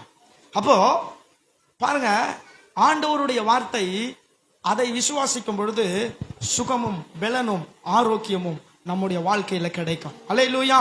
இந்த உலகத்தான் வேணா அவன் மருத்துவத்தை விசுவாசிக்கலாம், ஆனால் உன்னதர இயேசுவை விசுவாசிக்கிறனா மருத்துவத்தை அல்ல, மாரானாதாவை, அவரை, அந்த பரம மருத்துவரை நம்ம விசுவாசிக்க வேண்டும். அவரை விசுவாசிக்கும் பொழுது நம்முடைய வாழ்க்கையில வியாதிகள் நீங்கும். அல்லேலூயா. வருத்தங்கள் நீங்கும். இந்த உலகத்துல நம்ம நல்லா இருக்கணும்னா என்ன? உலகத்தை மேற்கொள்ளணும், உலகத்துல இருக்கிற காரியங்களை மேற்கொள்ளணும், நம்ம பாதுகாத்துக் கொள்ளணும், சக்சஸ்ஃபுல்லா இருக்கணும், வியாதி இல்லாம இருக்கணும். இதுதானே ஒரு நல்ல வாழ்க்கை. இது எல்லாத்துக்குமே எதுதான் பயன்படுது? இயேசு கிறிஸ்து அன்றைய தினத்துல இருந்த ஜனங்களுக்கு எதை தான் சொல்லி கொடுத்தாரு? விசுவாசத்தை தான் சொல்லி கொடுத்தாரு. யோவான் ஜெபிக்க சொல்லி கொடுத்தான், இயேசுவோ ஜெபிக்க அல்ல, பேச சொல்லி கொடுத்தார். இந்த காலை பொழுதுல கர்த்தர் உங்களை பேசுவதற்காக அழைத்திருக்கிறார். அன்பு தேவ பிள்ளையே, எதற்காக கலங்கி கொண்டிருக்கிறீர்கள்? எதற்காக புலம்பிக் கொண்டிருக்கிறீர்கள்? எதை நினைத்து வாழ்க்கையில முடிவு கட்டிட்டீங்க, இனி முன்னேற முடியாதுன்னு சொல்லி? எதை நினைத்து இதுக்கப்புறம் வாழ்க்கையே நமக்கு கிடையாதுன்னு சொல்லி நீங்களா ஒரு ஸ்டேட்மெண்ட் எழுதி வச்சிருக்கிறீங்க? நான் உங்களுக்கு சொல்றேன், இயேசு சொன்னார் பேசு என்று சொல்லி. நீ விசுவாசித்தால் தேவனுடைய மகிமையை காண்பாய். உன்னுடைய விசுவாசம் இந்த உலகத்தை ஜெயிக்கிற ஜெயமா இருக்கிறது. நீங்கள் விசுவாசிக்கும் பொழுது ஜெயம் எடுப்பீர்கள். நீங்கள் விசுவாசம் பண்ணும் பொழுது இந்த உலகம் உங்களுக்கு கீழ்ப்படியும். நீங்கள் விசுவாசிக்கும் பொழுது பெரிய பாதுகாப்பு பரத்திலிருந்து உங்களுக்கு கிடைக்கும். நீங்கள் விசுவாசிக்கும் பொழுது அல்லேலூயா வியாதியிலிருந்து விடுதலை ஆவீர்கள், ஆரோக்கியமாய் வாழ முடியும். விசுவாசம் என்கிற ஒரே ஒரு காரியத்தை பிடித்துக் கொண்டு, விசுவாசம்னா என்ன? இப்ப அதுதான் பிரச்சனை. விசுவாசம் என்ன? இந்த விசுவாசத்தை வைத்துக் கொண்டு இவ்வளவும் செய்ய முடியும். விசுவாசம்னா என்ன? நம்பப்படுகிறவைகளின் உறுதியும் காணப்படாதவைகளின். இதை எப்படி வாழ்க்கையில் அப்ளை பண்றதுன்னா, இப்ப ஆண்டவர் நமக்கு வாக்கு கொடுத்திருக்கிறார். இந்த மாசம் ஒரு வாக்கு கொடுத்தார். என்ன? நீங்க வெட்கப்படாமலும் கலங்காமலும் இருப்பீர்கள். நான் அதை எப்படி பார்த்தேன்னா, ஏதோ ஒரு பிரச்சனை வருது, அந்த பிரச்சனையில நான் என்ன பண்ண போறது இல்ல, அந்த பிரச்சனையை கொண்டு வந்தவர்கள் வெட்கப்பட்டு விட்டார்கள். நான் பிரச்சனை வந்துருச்சேன்னு அதனால கலங்கி வெக்ஸ் ஆக போறது இல்ல, பிரச்சனையை உருவாக்கினவங்க வெக்ஸ் ஆயிடுவாங்க. என்னடா இது, இந்த பிரச்சனையினால இவன் வெட்கப்பட்டுருவான்னு நினைச்சோம், வெக்கப்படலையே. கலங்குவான்னு நினைச்சோம், கலங்கலையேன்னு அவங்க வெக்கப்பட்டு கலங்குவாங்க. இத நான் ஒரு இமேஜ்ல வச்சுட்டு ஆமேன்னு சொல்லிட்டேன். இந்த மாசம் அருமையா ஆண்டவர் செய்தார். இல்ல, திரிசூலம் பகுதியில நம்ம அந்த இடத்த அட்வான்ஸ் கொடுக்க, வாடகை கொடுக்க கர்த்தர் உதவி செய்தார். நம்ம எங்க வெக்கப்படுவோம் நினைப்போமோ, எங்க துக்கப்படுவோம் நினைப்போமோ, அங்கதான் கர்த்தர் உயர்வை கொடுப்பார். அல்லேலூயா. வியாழக்கிழமை அங்கதான் நாங்க போய் ஓபன் பண்ணோம் இயேசுவின் நாமத்தினால. அல்லேலூயா சொல்லுங்களேன். பாருங்க, ஏன் அப்படி நடக்குது அப்படின்னா அதுதான் விசுவாசம். ஒரு காரியம் சரீரத்துல பலவீனம் இருக்குது, 2 நாள் 3 நாள் இது போகல, நான் இப்படிதான் விசுவாசிப்பேன். நான் சீக்கிரமா இந்த சூழ்நிலைகள் மாறி நான் நல்லா பேசுறேன், நல்லா பார்க்கிறேன், நல்லா நடக்கிறேன். அப்ப நான் யோசிப்பேன், சே அப்ப அதெல்லாம் ஒரு பெருசு நினைச்சமே அப்படின்னு நான் நினைக்கிறேன் அப்படின்னு நானே யோசிச்சுட்டு ஆமேன்னு சொல்றோம் பாருங்க. அது அப்படித்தான் நடக்கும். அல்லேலூயா. சில சம்பவங்களை நம்ம இமேஜ்ல கொண்டு வரணும். இயேசு கிறிஸ்து விசுவாசிக்கிறதுக்கு அவர் தேவன் என்கிற காரியங்கள்ல இருக்கும் பொழுது விசுவாசிக்கிறதுக்கு ஆபிரகாமுக்கு இப்படிதான் சொல்லி கொடுத்தாரு. பிள்ளை இல்ல, ஒண்ணுமே இல்ல. இப்ப என்ன பண்ணாரு தெரியுமா? நீ அந்த கூடாரத்துக்குள்ள, அந்த டென்ட்டுக்குள்ள இருந்து கொஞ்சம் வெளியே வான்னு கூப்பிடுறாரு. ஏன்னா டென்ட்டுக்குள்ள இருந்து எட்டி பார்த்தா என்ன கிடைக்கும்? டென்ட்டுக்குள்ள இருந்து எட்டி பார்த்தா என்னங்க கிடைக்கும்? ஒண்ணும் கிடைக்காது, டென்ட் தான் தெரியும். இப்ப என்ன பண்றாரு இயேசு? வெளியே வர சொல்லி வானத்தை அண்ணாந்து பார்த்து நட்சத்திரங்கள் எல்லாம் பார், நட்சத்திரங்கள் எல்லாம் என்ன பண்ணு பார், வானத்து நட்சத்திரங்களை பாரு, கடற்கரை மணல்களை பாரு. என்ன முடியுமா? இந்த மாதிரி தான் உன்னுடைய சந்ததி இருக்கும். இப்ப இவன் செட் பண்ணிட்டான். குழந்தை பறக்கிறதுக்கு ஒண்ணும் இல்லை, உலகம் சொல்லும் ஒண்ணுக்கே வழி இல்லை, இவனுக்கு ஒண்ணுக்கு வழி இல்லை, ஒரு குழந்தைக்கு வழி இல்லைன்னு. ஆனா இவன் பார்த்துட்டான், எண்ணத்துறையோன நிறைய அப்படியே பார்த்துட்டான், இமேஜ் பண்ணிட்டான். இப்ப என்னாச்சு தெரியுமா? இமேஜ் பண்ண உடனே அதை அவனுக்கு ஆண்டவர் செய்தார். அல்லேலூயா. வாக்குத்தத்தத்தினால இன்னைக்கு நீங்களும் நானுமே இயேசுவை ஏற்றுக்கொண்டுட்டோம் அப்படின்னு சொன்னா நம்ம ஆவிக்குரிய இஸ்ரவேலர்கள் ஆயிட்டோம். அல்லேலூயா.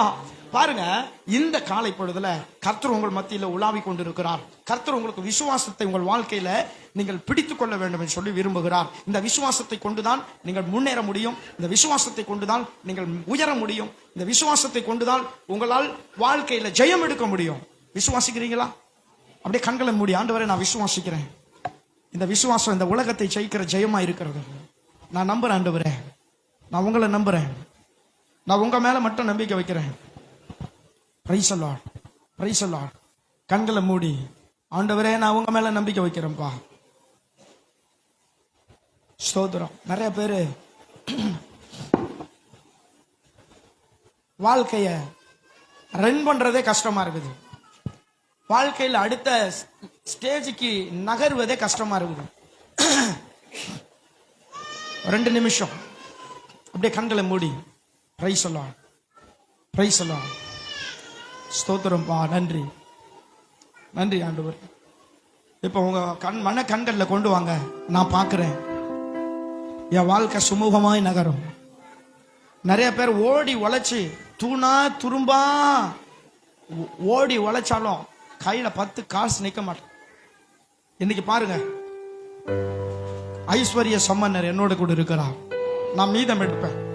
அன்றைக்கு ஒன்னும் இல்லாத இடத்துல தான் 12 கூட மீதம் எடுத்தார்கள். இயேசு விசுவாசத்தை சொல்லி கொடுத்தார். இங்க 5 மீன், 5 அப்பா 2 மீன், 5000க்கும் மேலான பேர் இருக்கிறாங்க. இயேசு சொன்னார், இதை விசுவாசிக்கிறேன்னு சொல்லி ஸ்தோத்திரம் பண்ணி கொடுத்தார். 12 கூடை 5000க்கும் மேற்பட்டவர்கள் புசித்து. நம்ப முடியுதா? அதுதான் விசுவாசம். இயற்கைக்கு அப்பாற்பட்ட காரியங்கள் உங்கள் வாழ்க்கையில நடக்கும். அதுதான் விசுவாசம். இயற்கையும் உங்களுக்கு வழிவிட்டு விலகும். அதுதான் விசுவாசம். சத்துரு உங்களை கண்டு நடுங்குவான். அதுதான் விசுவாசம். நீ கீழாகாமல் மேலாவாய். அதுதான் விசுவாசம். ராபா ஷகாரா லாதாரா லாபா ஷிகாரா லாதாரா நாமா ஷந்தாரா லாலா. கண்களை மூடி, நான் விசுவாசிக்கிறேன், நான் விசுவாசிக்கிறேன், நான் விசுவாசிக்கிறேன்.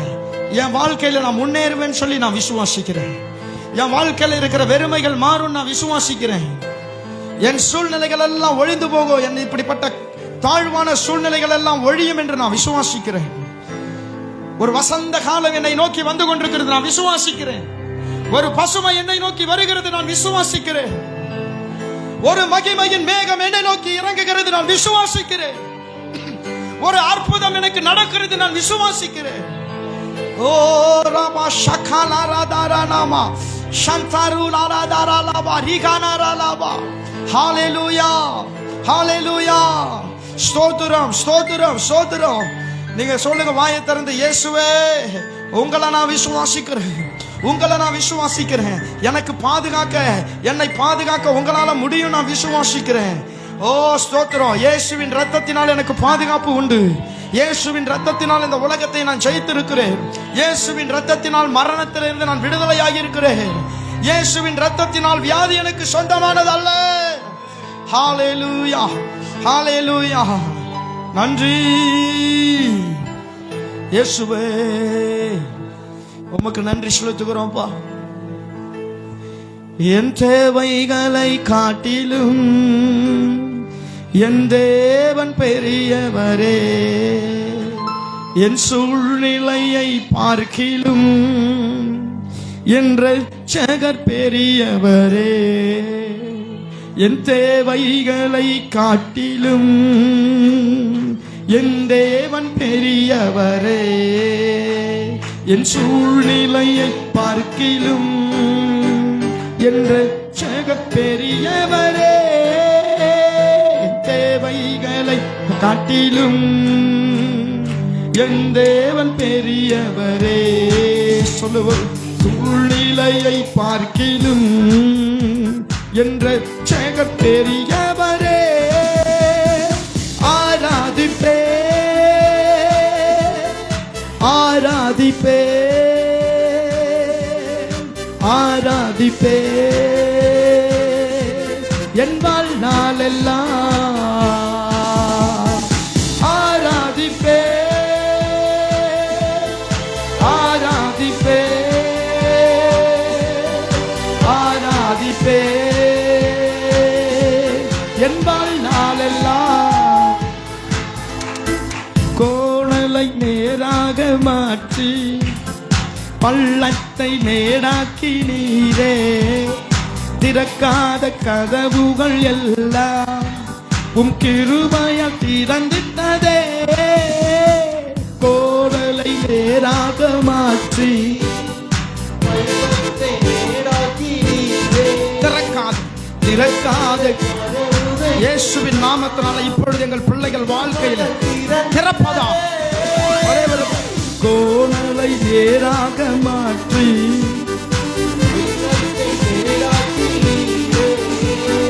திறக்காத கதவுகள் எல்லாம் திறந்துட்டதே. ஆராதிப்பே, ஆராதிப்பே, ஆராதிப்பே என் வாழ்நாளெல்லாம்.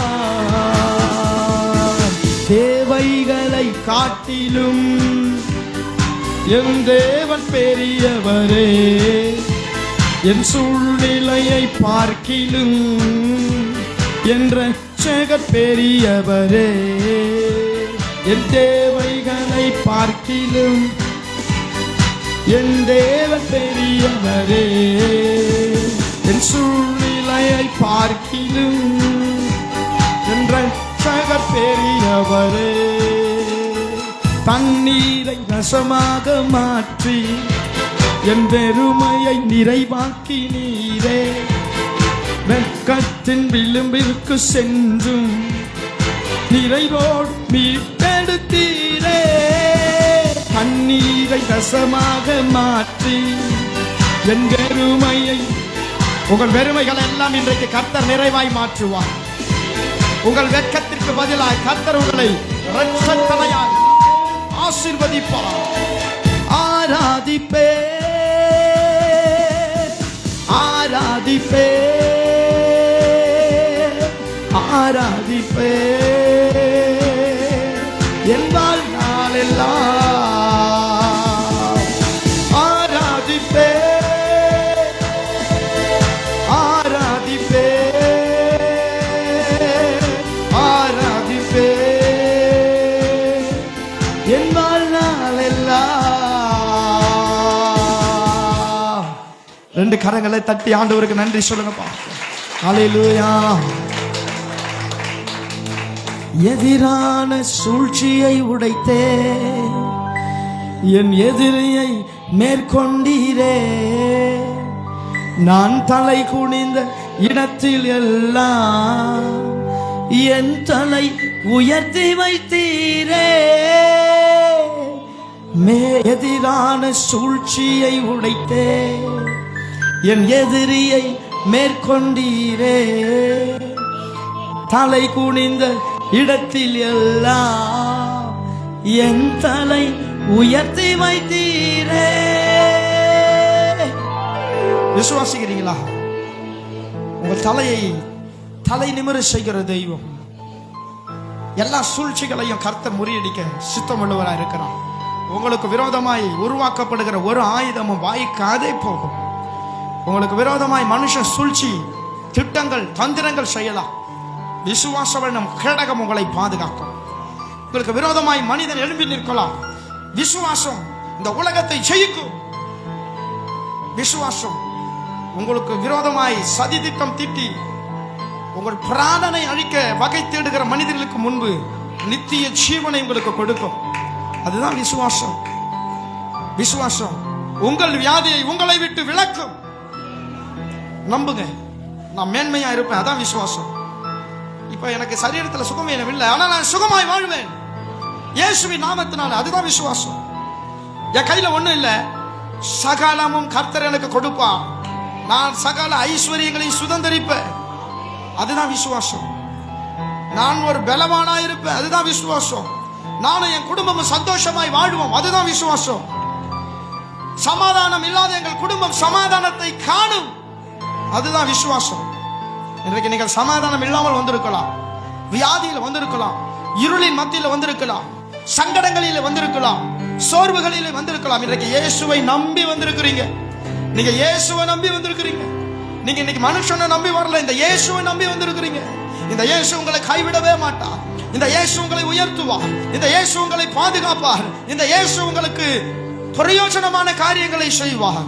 இவர் உங்களை வழிநடத்துவார். இவர் உங்களை மேலாக்குவார். இந்த இயேசு உங்களையும் உங்கள் குடும்பத்தையும் ஆசீர்வதிப்பார்.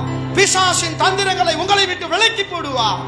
பிசாசின் சதி திட்டங்கள் இயேசுவின் நாமத்தினால உங்கள் குடும்பங்களை விட்டு அகன்று போகும். நீங்கள் சந்தோஷமாய் இருப்பீர்கள். நீங்கள் சுகித்திருப்பீர்கள்.